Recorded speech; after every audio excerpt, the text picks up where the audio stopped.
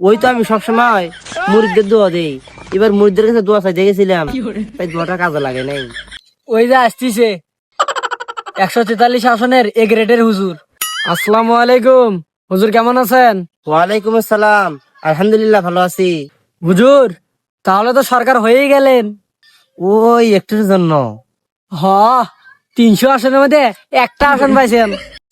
সমস্যা নাই, আমার আসনে আমি 50,000-এর বেশি ভোটে জয়ী হব। ও, তাই তো 52,000 ভোটে হারছেন। এ তো মনে হয় আমার গুমর ফাঁস করে দেয়। কি বলেন একা একা? আসলে আমি হারি নেই। তাহলে কি আপনি জিতছেন?